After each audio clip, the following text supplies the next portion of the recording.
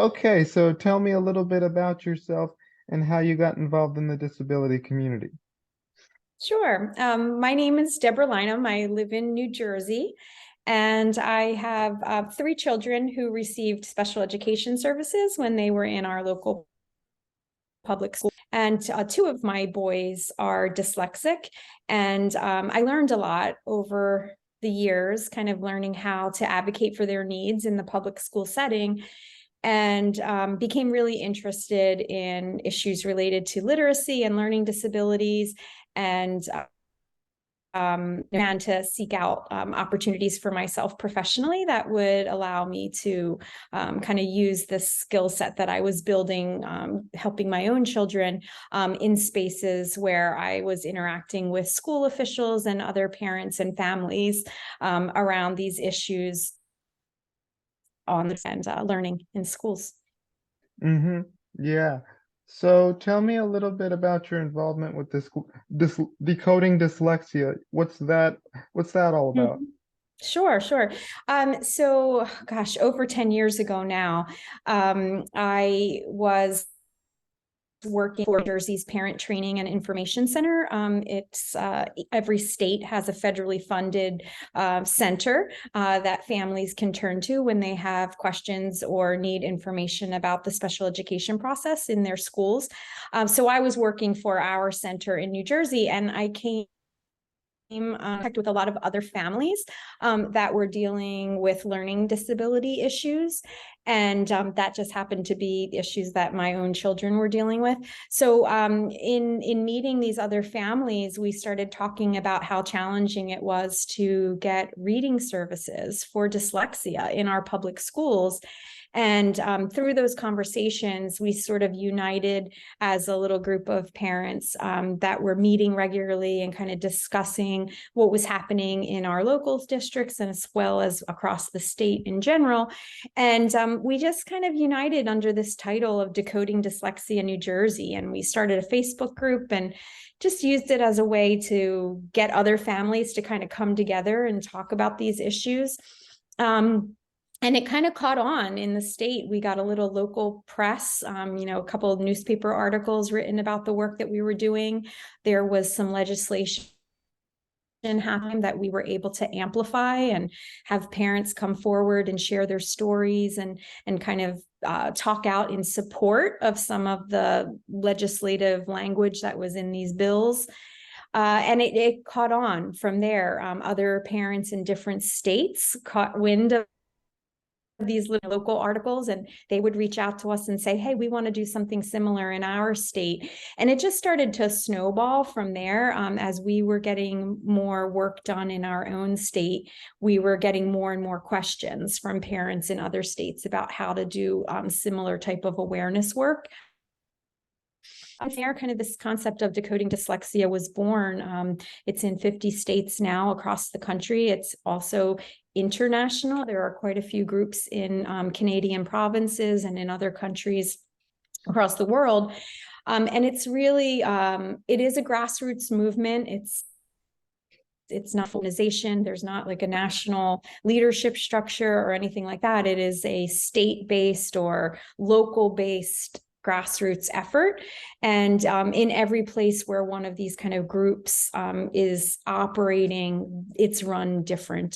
Some have formalized to new like nonprofit entities that are doing all kinds of work in their state, and others like us in New Jersey have maintained this kind of grassroots footprint where it's just a place to kind of activate and motivate parents to share their story and to be part of problem solving around issues related to children with learning disabilities, specifically dyslexia. That's awesome. Yeah. Yeah, if I could just like ask, what sorts of things do you work on with people with dyslexia? I understand that you're a graduate student. Mm-hmm. Yeah. So in terms of decoding dyslexia as like a volunteer parent there, we meet on a regular basis, and we might talk about wanting to do community-based events where we'll bring parents and children together to kind of learn about different topics related to learning disabilities, or we might talk about different organizations in New Jersey, or our Department of Education, or our university partners. We might want to kind of have dialogues with those groups to talk about ways that we could push different issues forward, or come up with different things that might be of interest to any one of those stakeholders. Personally, I am now, I worked in the nonprofit space for the last 15 years, but I'm personally now back in grad school because I've become very interested in issues related to equity and abilities or literacy related issues. So I'm at Rutgers Camden right now, studying a program called Childhood Studies, which is a bit of a kind of like a critical analysis, looking at policies and programming and laws or any issues that relate to children and childhood, and how by focusing on those with a critical eye, we can really see how these things that we're doing in the name of children, how they might be having impacts on certain groups of children and different impacts and different outcomes on different groups. So really kind of thinking about that from an equity lens is what I'm pursuing now. That's great. So, like, what kinds of stakeholders do you partner with in the disability community, specifically with regards to dyslexia? Yeah, so I can only speak to New Jersey because of the nature of Decoding Dyslexia being a grassroots movement. But in New Jersey, we are continually inspiring parents to outreach with whatever stakeholders are either at their local level or at a state level. That might be their local school board, or it could be our state Department of Education. It could be our state NAACP branch, our PTA, our state PTA, our teachers unions. We collaborate with different and teacher ed programs throughout the state, local schools that might specialize in learning disabilities or dyslexia. So it really runs the gamut. We're looking for stakeholders who are very interested in this idea of literacy for all, and then what might we need to focus on for students that have a learning disability that might be that extra level of support being needed. Yeah. So my last question here is, how do you go about tackling the stigma of disability from your perspective? How can, we create an inclusive and welcoming environment for people with disabilities?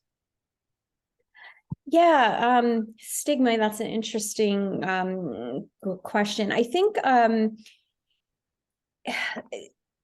don't necessarily think of dyslexia or having a disability as a stigma. I think that every human being has their own like patterns of things that they're good at, things that they're interested in, things that they have strengths in, and then other things that maybe they're not as interested in or good at, or maybe it's just it happens to be a weakness for them. So having that kind of outlook on diversity in general helps. And then when you're specifically talking about dyslexia, a reading disability, I think one of the main things that needs is understanding, yes, it falls under this category of learning disability, but that doesn't mean that an individual has difficulty learning in general, right? It means there's a very specific issue related to how they are able to connect the sounds in the language that they hear around them with the printed patterns that are part of our English language or whatever language you're reading or the printed language you're dealing with. So, thinking about it from that perspective, it allows us to, stop focusing on deficits within the child, and really look at the environment that we're asking the child to do the learning within. So is that classroom environment conducive to supporting, these maybe challenges that they're having connecting the sounds and the print language? So is our instruction with the research base? Do we have accommodations in place to support students in areas that they might need some support? Do we have programming in place to help them build self-advocacy skills so that they're aware of the areas that they might need a little support and they know how to appropriately reach out and ask for those supports?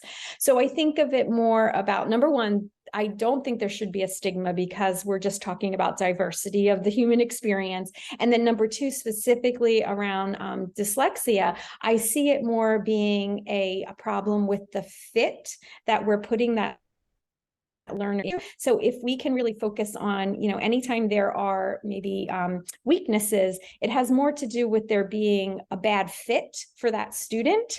And that's something that we as adults around children can step in to try to make that fit a better fit for the child, and less about internal deficit within the child. So I really try to keep my focus on that, and my work with educators and parents on, their role as adult support people to help get that fit as best it can be for their children or their students.